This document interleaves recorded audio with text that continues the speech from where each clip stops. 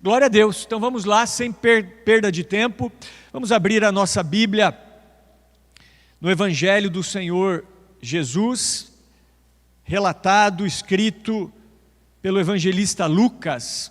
Então, Evangelho do Senhor Jesus, escrito por Lucas, capítulo 15, vamos ler do versículo 11 ao versículo 32. Se você está com a sua Bíblia, acompanhe aí, se não, acompanhe aqui no telão. Lucas 15, do 11 ao 32.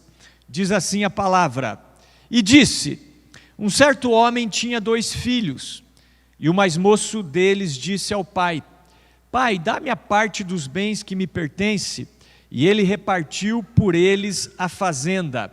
E poucos dias depois, o filho mais novo, ajuntando tudo, partiu para uma terra longínqua, e ali desperdiçou seus bens, vivendo dissolutamente. E havendo ele gastado tudo, houve naquela terra uma grande fome, e começou a padecer necessidades. E foi e chegou-se a um dos cidadãos daquela terra, o qual o mandou para os seus campos a apacentar porcos, e desejava encher o seu estômago com as bolotas que os porcos comiam, e ninguém lhe dava nada. E tornando em si, disse: Quantos jornaleiros de meu pai têm abundância de pão, e eu aqui pereço de fome? Levantar-me-ei e irei ter com meu pai, e dir-lhe-ei: Pai, pequei contra o céu e perante ti, já não sou digno de ser chamado teu filho, faze-me como um dos teus jornaleiros. E levantando-se foi para o seu pai, e quando ainda estava longe, viu o seu pai, e se moveu de íntima compaixão, e correndo lançou-se-lhe ao pescoço e o beijou. E o filho lhe disse: Pai, pequei contra o céu e perante ti, e já não sou digno de ser chamado teu filho. Mas o pai disse aos seus servos: Trazei depressa a melhor roupa e vestilho, e ponde-lhe um anel na mão e alparcas nos pés, e trazei o bezerro cevado e matai-o, e comamos e alegremo-nos, porque este meu filho estava morto e reviveu, tinha se perdido e foi achado. E começaram a alegrar-se. E o seu filho mais velho estava no campo, e quando veio e chegou perto de casa, ouviu a música e as danças. E chamando um dos servos, perguntou-lhe o que era aquilo. E ele lhe disse: Veio teu irmão, e teu pai matou o bezerro cevado, porque o recebeu são e salvo. Mas ele se indignou, e não queria entrar. E saindo o pai, instava com ele. Mas respondendo ele, disse ao pai: Eis que te sirvo há tantos anos, sem nunca transgredir o teu mandamento, e nunca me deste um cabrito para alegrar-me com os meus amigos.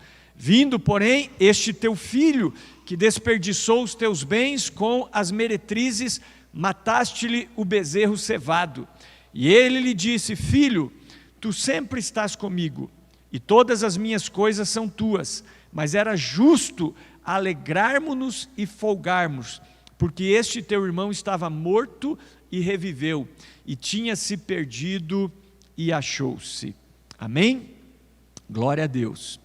Bem, queridos, vocês sabem que nesse mês de maio nós estamos dando continuidade às ministrações sobre as parábolas de Jesus.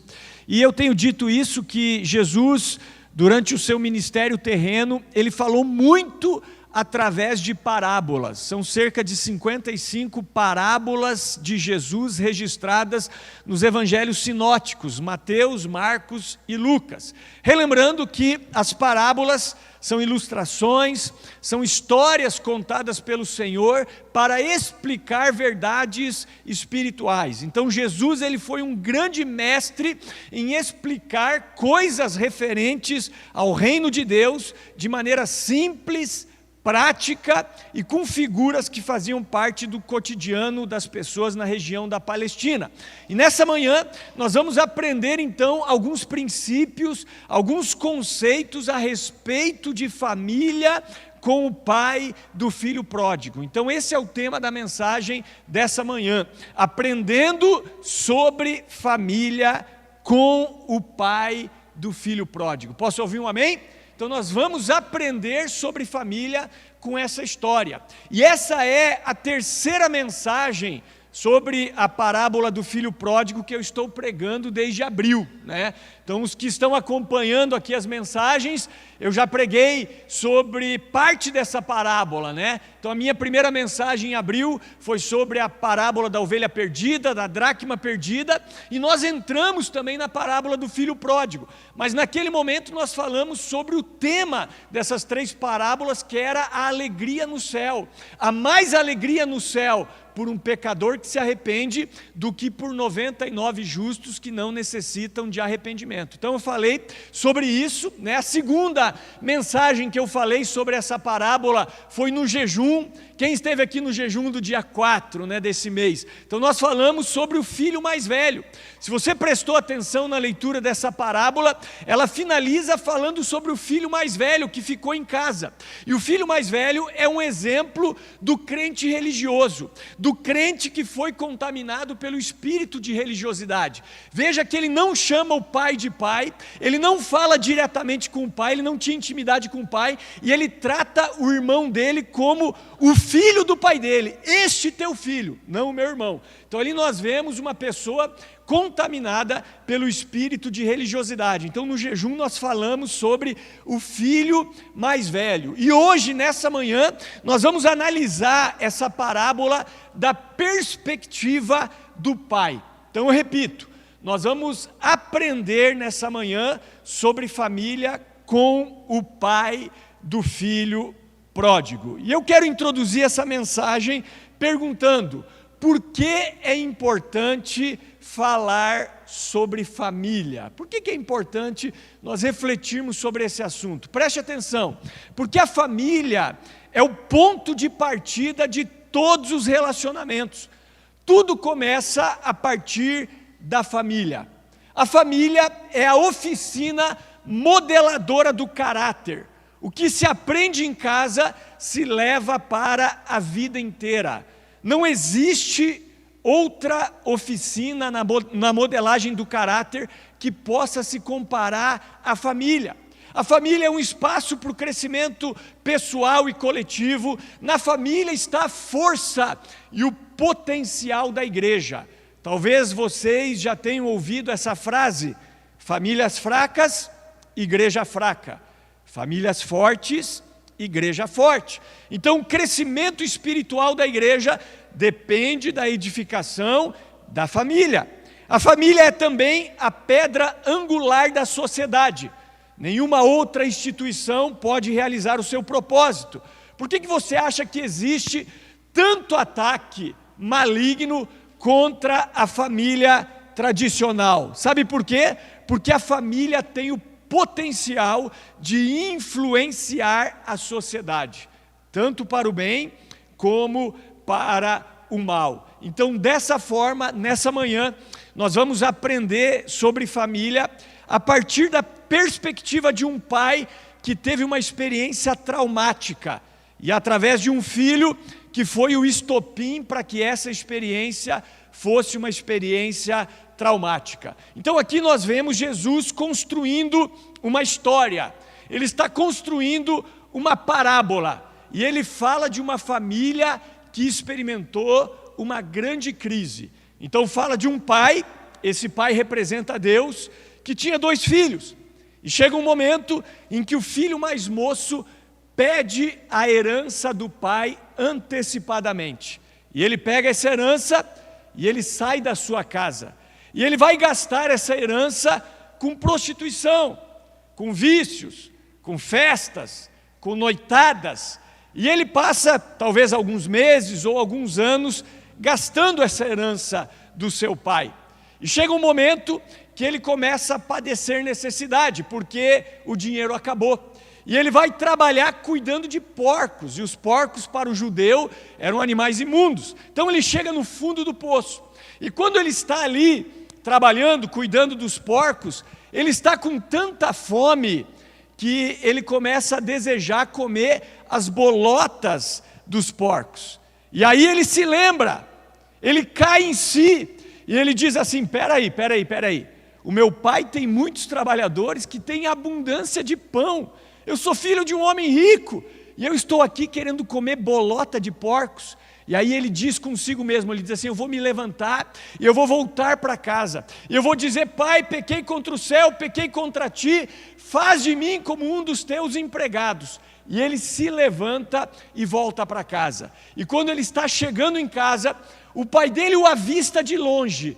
E o pai dele corre ao seu encontro. E ele começa a tentar falar isso para o pai, e o pai nem dá ouvidos para o que ele fala. Ele diz, traz a melhor roupa, traz um anel, coloca no dedo dele, coloca uma sandália nos pés dele, mata o bezerro cevado e vamos começar uma festa, porque este meu filho estava morto e reviveu, ele estava perdido e foi achado. Então nós vemos aqui Jesus trazendo um contexto de crise, uma crise que acontece na vida desse pai. E vocês têm que concordar comigo que existem dois momentos na vida de uma pessoa que são momentos delicados, são momentos perigosos na vida de uma pessoa. O primeiro momento, por incrível que pareça, é um momento de sucesso. O sucesso ele é muito perigoso na vida de uma pessoa. O sucesso, na verdade, é um campo minado. Então vamos pensar em José do Egito, por exemplo. José do Egito, a Bíblia diz que tudo aquilo que ele colocava a mão, prosperava. Já pensou isso? Tudo que o cara fazia, dava certo. É um perigo quando tudo que você faz dá certo. Por quê? Porque você tem a tendência de se orgulhar, de se acomodar, porque as coisas estão dando certo, não é verdade? Vamos pensar no sucesso como uma pirâmide, tá? E o sucesso é o topo dessa pirâmide. Se você está na parte de baixo da pirâmide, você tem espaço para se movimentar. Você não é notado. Você pode cometer erros e ninguém vai estar nem aí para você. Você é um Zé Ninguém, entre aspas, quando você está na parte de baixo da pirâmide. Mas digamos que você vai subindo, né, na escada da pirâmide do sucesso. E chega um momento que você está no topo da pirâmide. Agora, cada passo seu é observado, é vasculhado. Você tem menos espaço para se movimentar, porque as pessoas estão te observando. Fora isso, você tem a tendência de se acomodar, de dizer, bom, eu já cheguei no topo, né, e agora eu posso, né, me regalar. Você pode se tornar uma pessoa orgulhosa, uma pessoa ociosa, e aí vem uma grande queda, como aconteceu com Davi, por exemplo. Davi era o homem segundo o coração de Deus. Davi passou por imensas dificuldades, mas depois de anos de dificuldade, ele chegou no momento de sucesso, de auge, quando ele já era rei de Israel, ele já havia derrotado todos os inimigos, e no momento em que ele deveria estar na guerra, ele ficou ocioso no palácio. E ele foi passear no terraço do palácio, viu uma mulher bonita ali, né, tomando banho, se purificando da sua menstruação, desejou a mulher, resumindo, adulterou com aquela mulher e matou ainda o marido da mulher. Foi no momento de prosperidade do reino. Então, um dos momentos difíceis, um dos momentos que nós devemos estar atentos na nossa vida, é o momento de prosperidade. Então, o sucesso, ele é um terreno minado. Vamos repetir isso? Diga comigo, o sucesso é um terreno minado. Então, você quer sucesso? Amém, irmãos? Busque o sucesso, mas saiba, lá de cima o diabo vai tentar te derrubar e a queda vai ser grande. Então, quando você está no topo, cuidado, porque o sucesso é um terreno minado. Agora, existe um segundo momento de perigo na vida de uma pessoa, que é o momento de dificuldade, que é o momento de perdas. Por exemplo, Jó. A Bíblia fala que Jó era um homem íntegro, reto, temente a Deus e que evitava fazer o mal. Só que num dia, Jó perdeu tudo que ele tinha. Ele era um homem rico, ele perdeu todos os seus bens, ele perdeu todos os seus filhos em um dia. E no outro dia ele perdeu a sua família. Ele chegou ao ponto da esposa dele olhar para ele numa situação tão miserável, que ela disse assim, você ainda retém a tua integridade? Amaldiçoa o teu Deus e morre. Mas o que você vê é que Jó em nenhum momento pecou contra Deus. Jó, quando ele perdeu tudo, ele disse assim, nu saí do ventre da minha mãe, nu eu voltarei para lá, o Senhor o deu, o Senhor o tomou, bendito seja o nome do Senhor. Quando a mulher dele vem e diz, amaldiçoa o teu Deus e morre, ele diz, você fala como uma louca, nós recebemos o bem de Deus, não receberemos também o mal? E em tudo isso, Jó não pecou contra Deus com os seus lábios. Então, o segundo momento difícil da vida de uma pessoa é o momento de perda. Não é porque você é cristão que você não pode passar por esses momentos. Vamos pensar no povo gaúcho nesse momento. Você acha que não teve nenhum cristão lá que perdeu tudo? Claro que teve. Né? Apesar de o evangelho lá no Rio Grande do Sul ser bem fraco, tá? Você vê que algumas igrejas foram inundadas, né?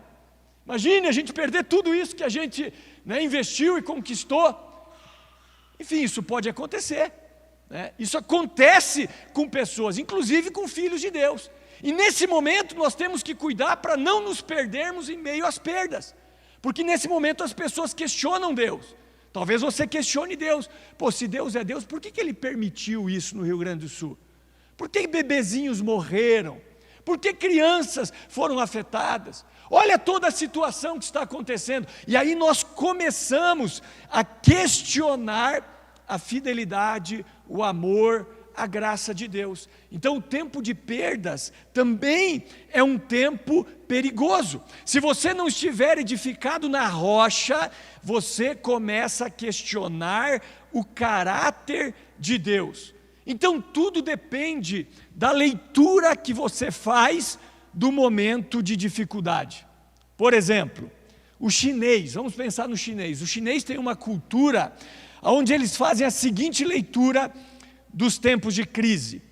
Eles dizem assim: a crise pode ser um grande perigo, um grande problema, mas a crise pode ser também uma grande oportunidade para crescer. Então, o momento de crise pode ser um momento de grande oportunidade para você crescer, não é verdade? Então, o pai do filho pródigo, ele faz uma leitura positiva da crise. Ele poderia estar pensando assim: puxa, estou perdendo meu filho, e eu vou me perder no meio dessa crise. Eu vou entrar numa depressão profunda, vou me matar, por exemplo. Olha, meu filho mais novo saiu de casa e foi para o mundo. Não, mas ele não se perde no meio das crises. Ele não se deixou perder no meio das crises. Por quê? Porque ele fez uma leitura positiva desse momento de dificuldade. E sabe por que eu digo que ele fez uma leitura positiva do que estava acontecendo? Porque ele não desiste dos seus projetos. Ele não desiste da sua família.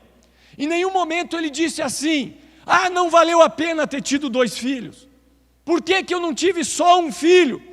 Se eu soubesse que aconteceria isso comigo, eu não teria tido esse segundo filho. Não, em nenhum momento ele fala isso.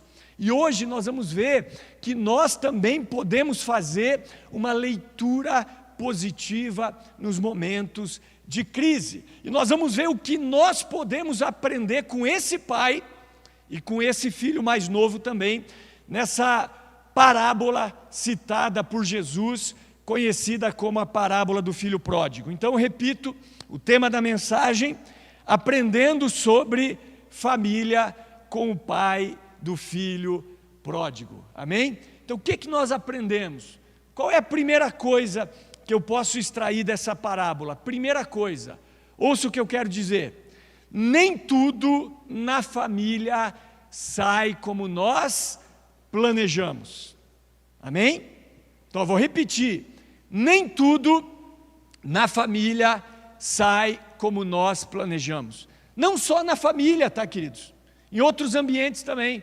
No teu trabalho, na tua empresa, na igreja, no ministério. Nem tudo sai conforme o planejado. Na verdade, nós fazemos planos, mas a resposta certa, ela vem do Senhor. Então, por exemplo, vamos imaginar aqui, ó. Imagine um pai que todos os dias ele ensina a Bíblia para o seu filho. Ele ora todos os dias pelo seu filho. Ele diz para esse filho todos os dias que ele o ama. Ele sempre abençoa esse filho. Ele investe numa boa escola para esse filho, uma escola cristã por princípios, para que ele tenha uma boa educação. Tudo isso no propósito, no objetivo de criar um filho debaixo do temor de Deus. Então ele está fazendo tudo certo. Veja, estou falando de um pai que está fazendo absolutamente tudo certo, um pai cristão, um pai que dá bom testemunho, um pai honesto, um pai trabalhador, mesmo assim, não é necessariamente garantido que esse filho vai amar a Deus e vai servir a Deus durante toda a sua vida. Não é uma regra. Se nós criarmos os nossos filhos da maneira correta, como a Bíblia nos orienta, existe uma grande probabilidade deles seguirem o nosso caminho. Mas não é uma regra. Não é uma regra. Por quê? Porque os nossos filhos, eles têm a escolha deles. Se você perguntar, pastor Peter, esse filho pródigo citado por Jesus, ele tinha mais motivo para ficar em casa ou para sair de casa? Eu digo que ele tinha muito mais motivos para ficar em casa do que para se rebelar, não é verdade? Por quê? O pai dele é uma figura do próprio Deus na parábola. O pai dele é uma figura de Deus, então era um pai perfeito. Além disso, ele morava numa boa casa, tinha um campo com novilhos, uma boa música, tinha amigos, tinha o seu irmão, tinham muitos empregados. Agora a pergunta é, por que um pai faz o melhor para o seu filho, investe nele, mas nem sempre esse filho corresponde à expectativa desse pai? Sabe por quê? Porque por melhor que eu faça, isso não anula o direito dos nossos filhos escolherem. Isso não tira deles a responsabilidade pessoal, a livre agência de decidir. A escolha é dos nossos filhos. E o pai, ele respeitou a escolha do seu filho. Quando o filho disse, pai, me dê a parte da herança que me cabe, porque eu vou embora, o pai respeitou ali o direito do filho de escolha. E apesar de ficar muito triste, o pai respeitou. Deu a herança para o filho e o filho sai de casa. Então, primeira coisa, nem tudo na família sai conforme nós planejamos. É claro, se você for um bom pai, se você fizer tudo certo, e aqui entra as mães também, a probabilidade é muito grande de que seu filho seja uma pessoa de Deus. E se ele se desviar em algum momento da sua vida, da vida dele, a tendência é que ele volte em algum momento, como o filho aqui desse pai. Mas nem tudo na família sai conforme nós planejamos. Posso ouvir um amém? Amém, queridos? Então saiba disso. Você faz expectativas, você faz planejamentos, mas nem tudo sai conforme o planejado, não é verdade? Segunda coisa que eu aprendo com esse pai, olha só, o que esse pai diria para você e para mim?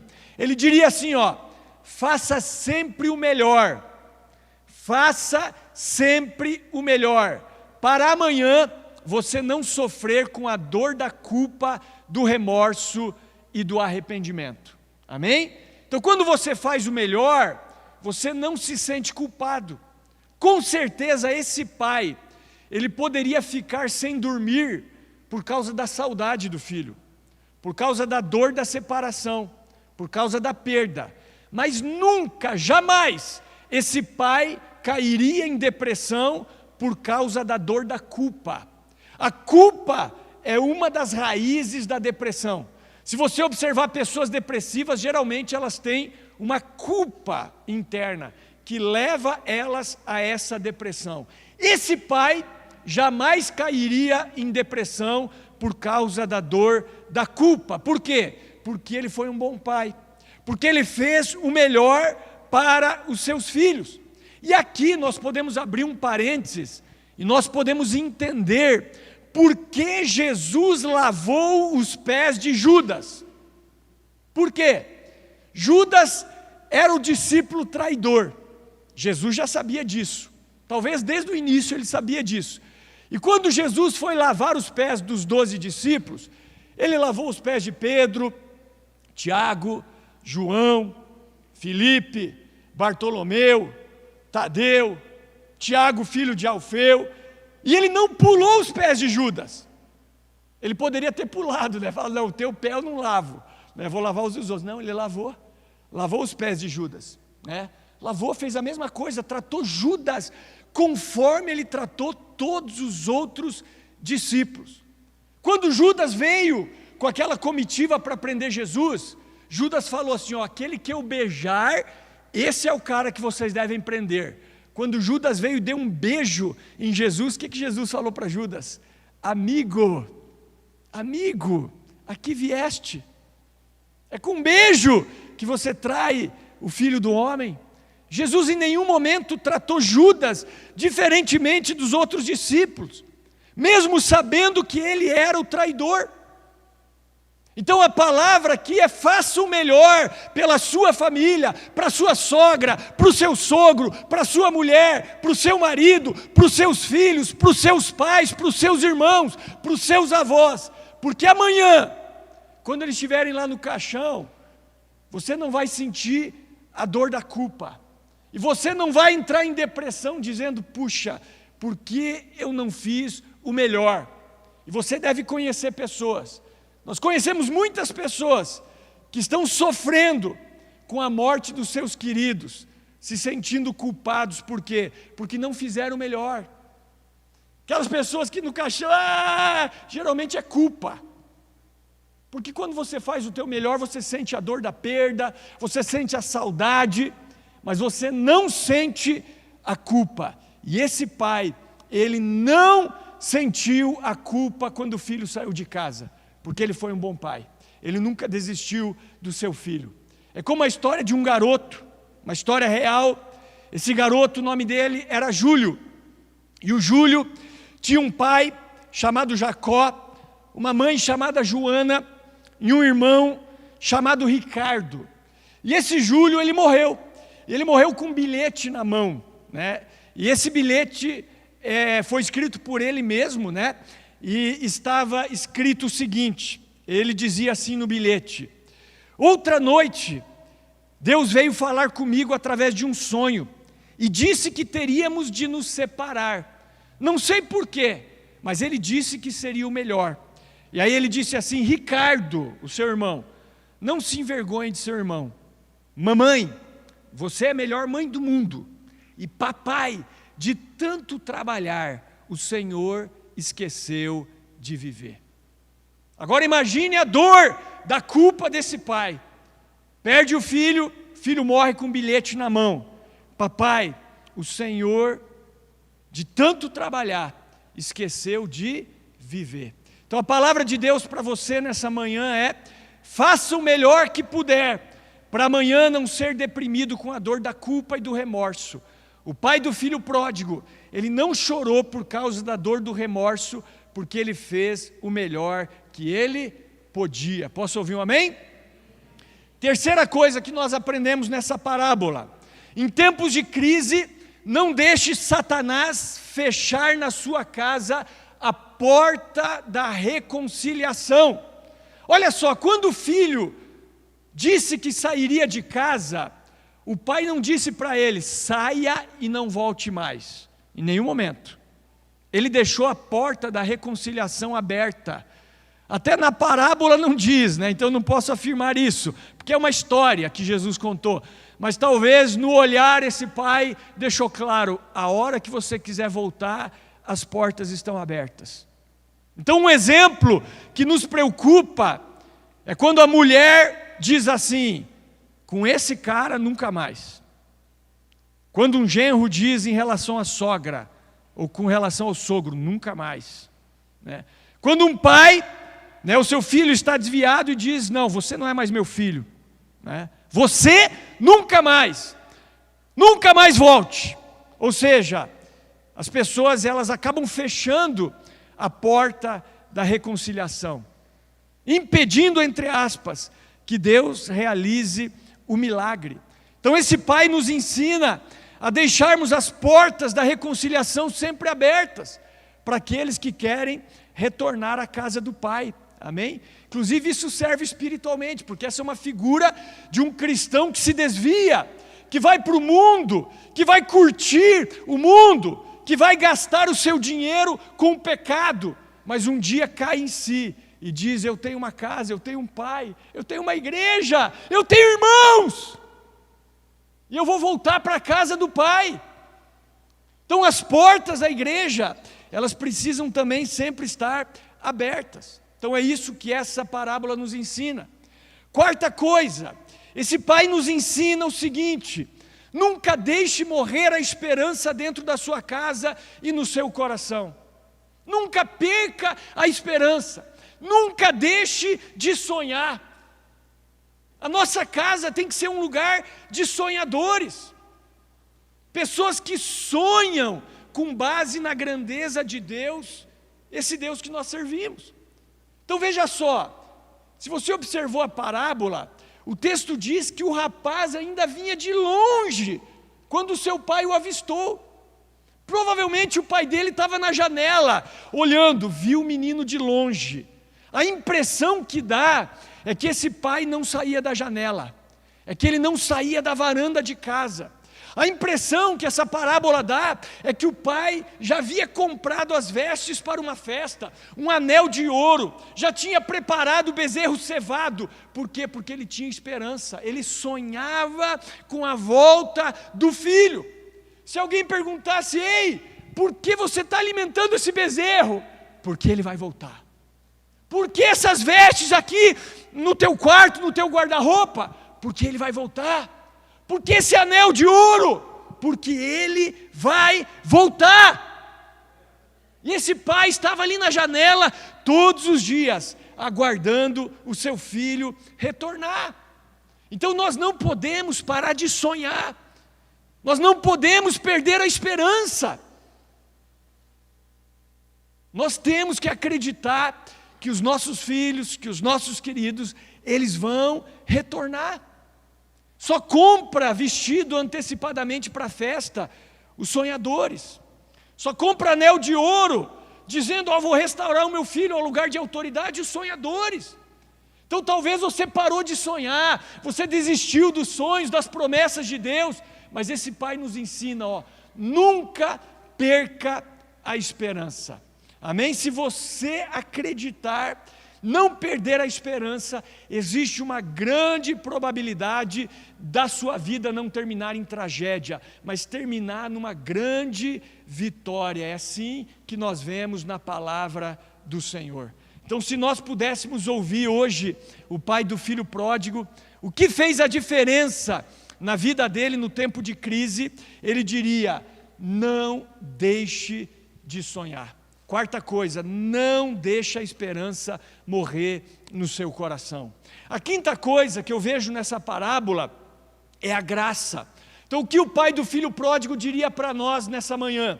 Ele diria assim, construa um ambiente marcado pela graça. Você quer superar os momentos de dificuldade na sua família, ser um vencedor? Então a sua família tem que ser um ambiente marcado pela graça. Se você observar essa história, você vai ver que todos os comportamentos do pai do filho pródigo foram marcados pela graça.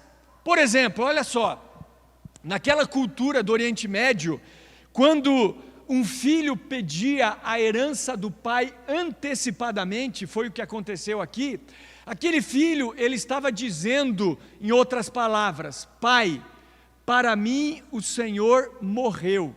Era isso que ele estava dizendo.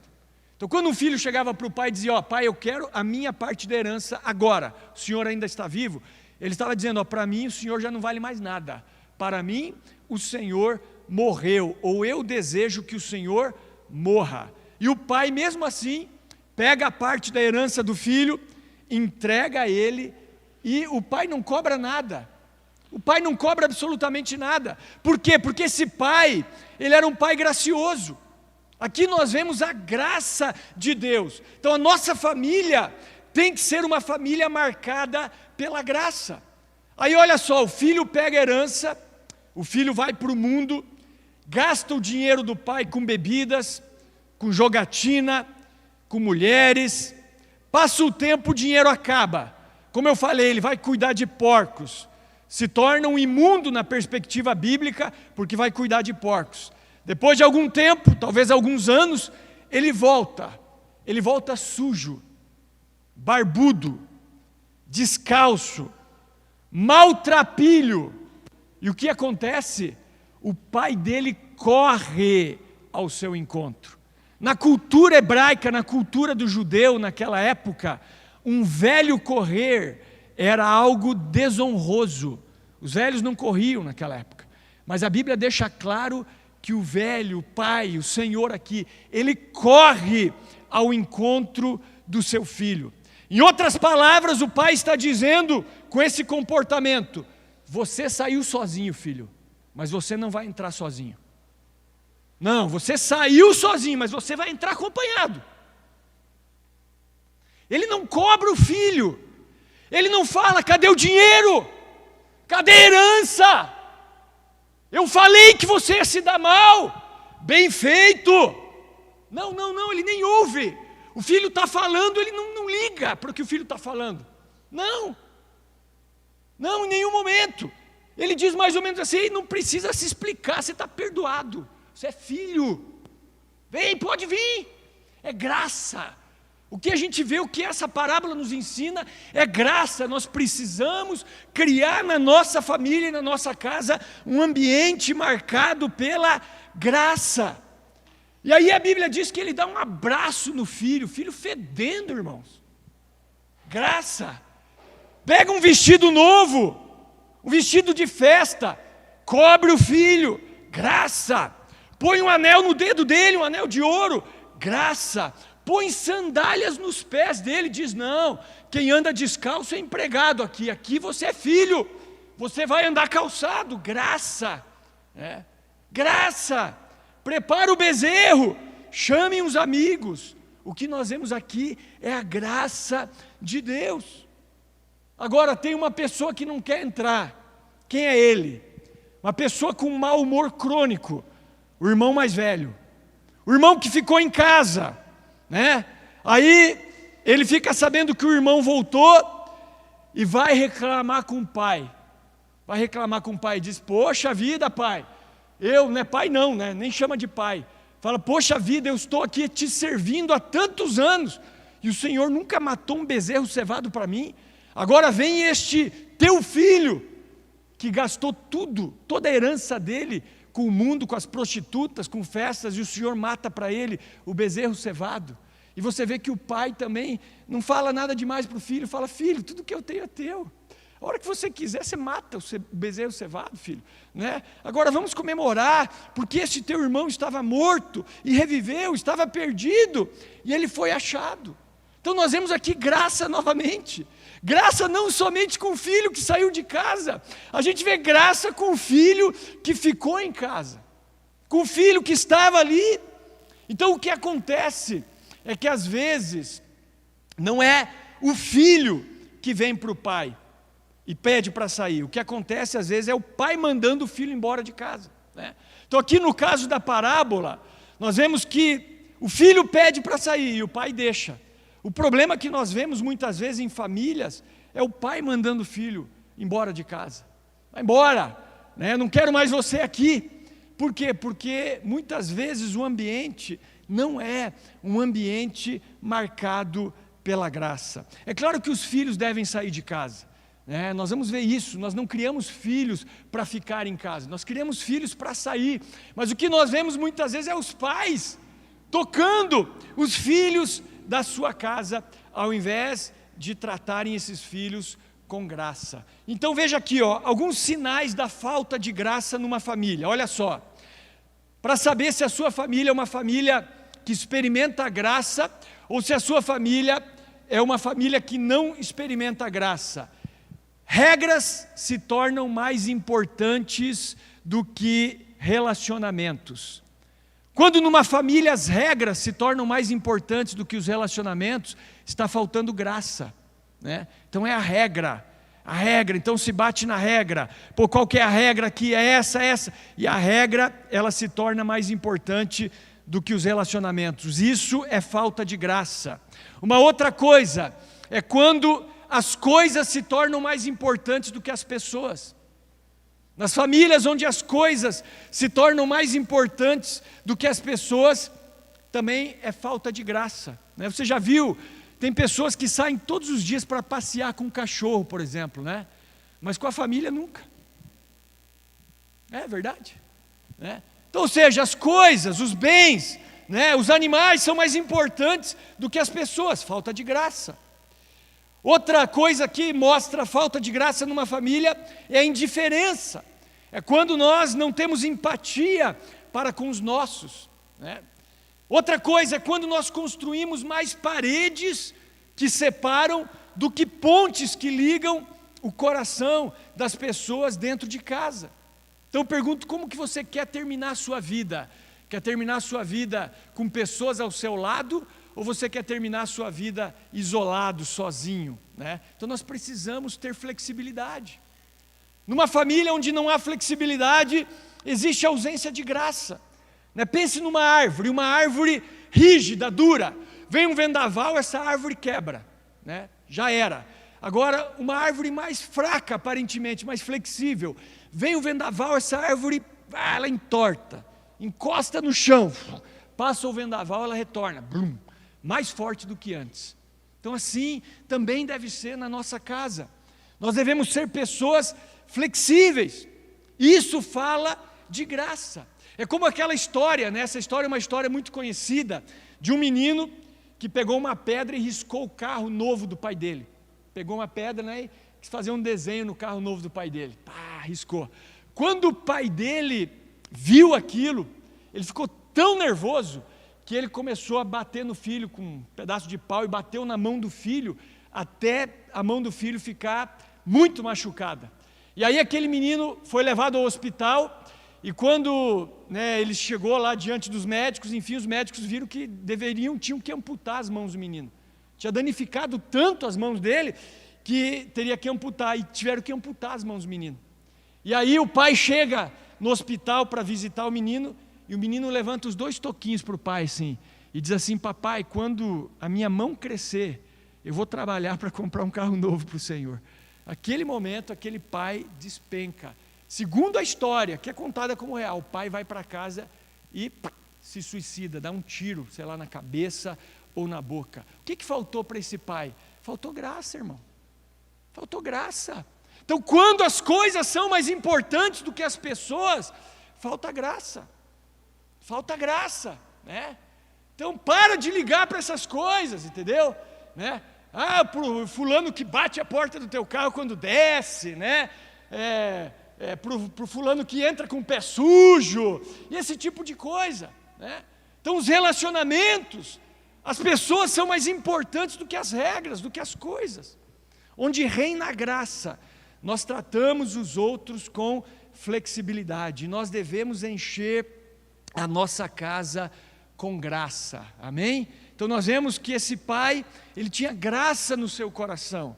E para finalizar a mensagem, o que esse filho, o que esse menino, ele ensinaria para nós? O menino que saiu de casa, ele ensinaria algumas coisas também. Primeira coisa que ele ensinaria: cuidado pelas suas decisões em tempos de crise. No momento de crise, cuidado com as decisões que você toma, porque dependendo da tua decisão, você vai acabar desejando comer bolota de porcos. Então cuida, no momento de ira, de raiva, né? Às vezes você, vou sair dessa igreja, né? Não gostei disso. Cuidado com a tua decisão no momento de emoção. Vou sair dessa casa, vou abandonar isso, vou abandonar aquilo. Cuidado, não tome decisões emocionais, porque você pode acabar como esse filho pródigo, né? Conversando com pessoas que nós conversamos bastante, né? Já ouvi pessoas dizendo: estou com raiva lá do meu pastor, né? E aí, não vou para a igreja, vou punir o meu pastor, não vou para a igreja, né? Enfim, né? Já ouvi pessoas dizendo isso, já ouvi pessoas dizendo: vou fazer alguma coisa errada, porque eu estou com raiva, né? Não vou mais dar o dízimo, né? Que meninice, irmão, que meninice. Para de tomar decisão com base emocional. Sabe quem vai ser prejudicado? Só você mesmo que vai ser prejudicado, né? Desobedeça, a consequência vem para você, aí você vai acabar comendo bolota de porco. Essa que é a realidade. Então o menino diria aí: cuidado com as tuas decisões no momento de crise, no momento de dor emocional. Segunda coisa que ele diria: saiba sair de casa. Como eu falei, o filho tem que sair de casa, mas o filho tem que sair da maneira correta, não é verdade? Tem que sair abençoado. Tem que sair abençoado de casa, irmão. É assim que tem que sair, né?